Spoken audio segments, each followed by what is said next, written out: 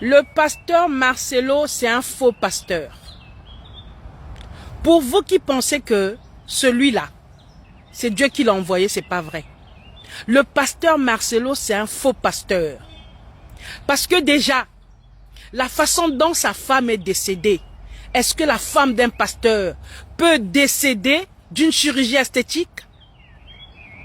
Ça n'a pas de logique.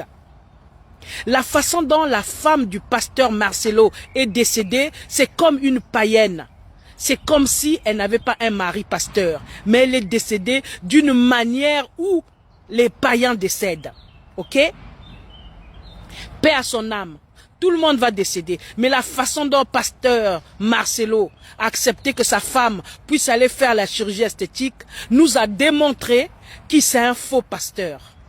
Malheureusement, il y a toujours des Africains idiots qui le suivent.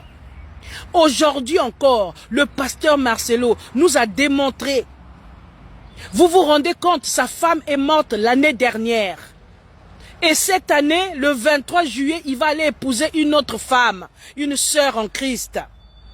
Ça veut dire que pendant qu'il était avec sa femme, il avait cette femme-là.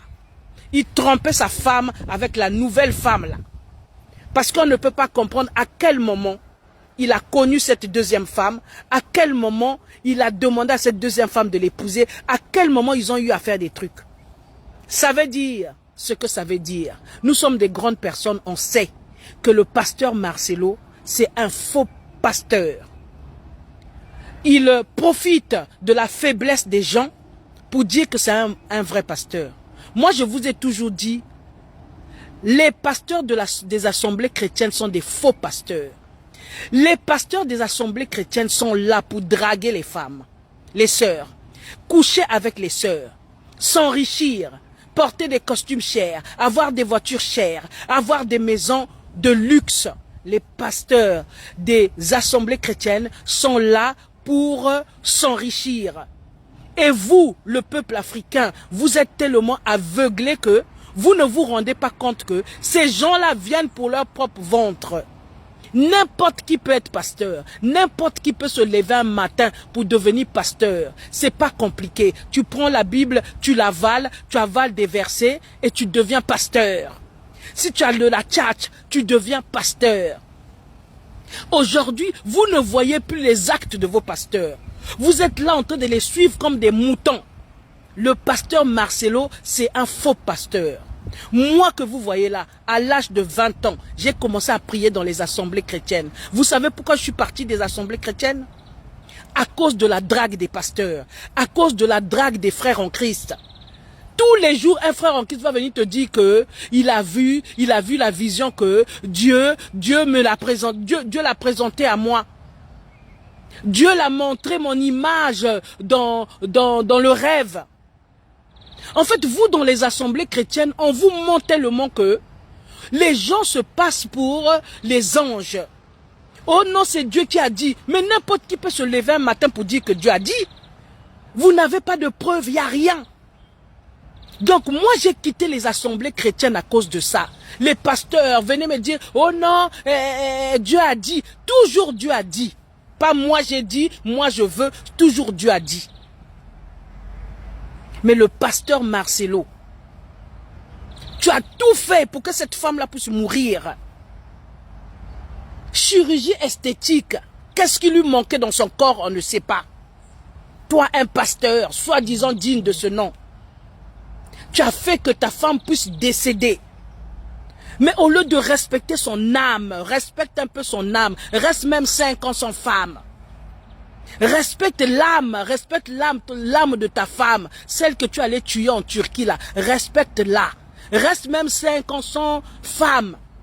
Démontre-nous que tu aimais cette femme-là. Regarde, à peine là seulement, tu vas prendre encore une autre. Et cette dernière-là, elle n'a pas peur de toi? Elle n'a pas peur que tu sacrifies les femmes?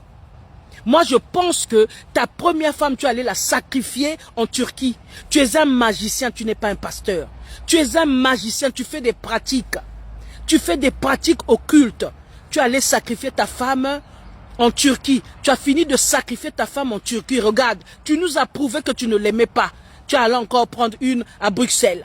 Et celle de Bruxelles, là, c'est une sœur en Christ aussi.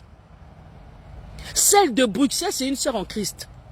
Et vous les femmes, même si un pasteur vient t'épouser, tu ne peux pas voir d'abord sa vie. Tu ne peux pas d'abord voir sa vie. Il a perdu une femme. La femme est décédée l'année dernière. Toi, une femme, tu vas accepter encore ce mec-là? Tu ne peux pas te dire que mais il n'est pas normal. Comment sa femme est décédée l'année dernière? Il vient me demander en mariage cette année. Mais toi-même, même la sœur Esther, là, tu ne peux pas réfléchir un peu? Tu ne peux pas dire que ce pasteur n'est pas un pasteur? Il n'est pas normal? Hein? Un pasteur digne de ce nom ne se comporte pas comme ça. Moi, je vous ai dit, faites attention dans les assemblées chrétiennes. C'est des faux pasteurs. Et ils sont nombreux. Ils sont nombreux, c'est des magiciens. C'est des magiciens. Ils ont des sectes. Hein. Vos pasteurs-là ont des sectes, plein de sectes. Et ils arrivent là, ils vous influencent. Ils influencent votre esprit. C'est des voleurs. Regardez comment ils sont. Ils sont toujours bien habillés. Ils ont des garde-corps. Comment un pasteur peut avoir un garde-corps? Ils ont des garde-corps. Ils voyagent dans les premières classes. Pendant que les chrétiens, leurs fidèles sont pauvres. Pourquoi ces pasteurs-là, avec l'argent qu'ils ont, pourquoi ils n'arrivent pas à faire des entreprises pour embaucher leurs fidèles? Pourquoi ils n'arrivent pas à aider leurs fidèles? Les offrandes qu'on donne là, pourquoi ils ne donnent pas ça aux fidèles qui sont pauvres, qui n'arrivent pas à manger?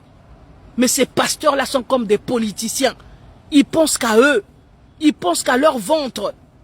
Là, le pasteur là, il a démontré devant le monde entier, pasteur Marcelo, il a démontré devant le monde entier que c'est un faux pasteur.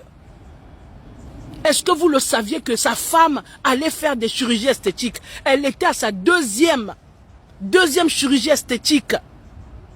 Les femmes des pasteurs, regardez comment elles sont, avec des perruques, avec des bijoux, avec des habits chers, des sacs chers, des chaussures chères. Elles viennent vous narguer à l'église là-bas. Même vous les fidèles, vous n'arrivez même pas à acheter un sac de marque. Vous qui cotisez pour eux, vous n'arrivez même pas à acheter des sacs de marque. Vous n'arrivez même pas à envoyer vos enfants en Europe. Parce que tout l'argent que vous gagnez, vous allez donner à ces pasteurs-là. Tous les jours on vous parle, comment l'Africain est aussi bête. Comment vous pouvez être aussi bête? Vous-même, vous n'arrivez pas à envoyer vos enfants à l'étranger. Mais vous vous dites que non, on va cotiser pour le pasteur. Quand vous cotisez pour le pasteur, là, le pasteur, il vit comme un milliardaire. Au Ghana, au Nigeria, au Congo, partout, vous voyez qu'ils ont des jets privés. Comment un pasteur qui vit de l'argent des fidèles peut avoir un jet privé? Ceux qui ont des jets privés, c'est ceux qui font des affaires.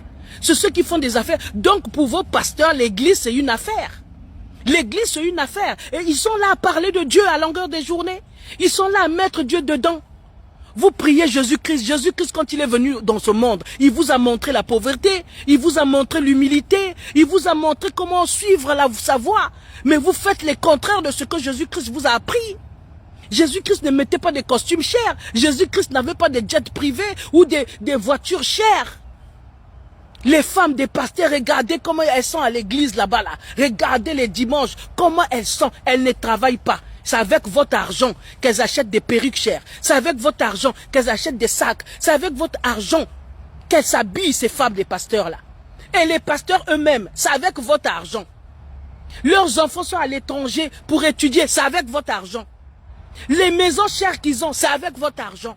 Et vous ne comprenez toujours pas que ces pasteurs sont là pour s'enrichir, comme les politiciens. Tous les jours, on vous parle. Tous les jours, on vous parle. On n'est pas contre vous. Mais regardez, ouvrez les yeux. Ouvrez les yeux. Un pasteur doit être humble. Jésus-Christ est venu vous montrer la voie. Pourquoi vous n'êtes pas simple? Pourquoi vos pasteurs ne sont pas simples? Moi, j'ai quitté les assemblées chrétiennes à cause de ça. La drague et puis l'argent. Tous les jours, il fallait donner des offrandes. Tous les jours, il fallait donner des offrandes. Hein?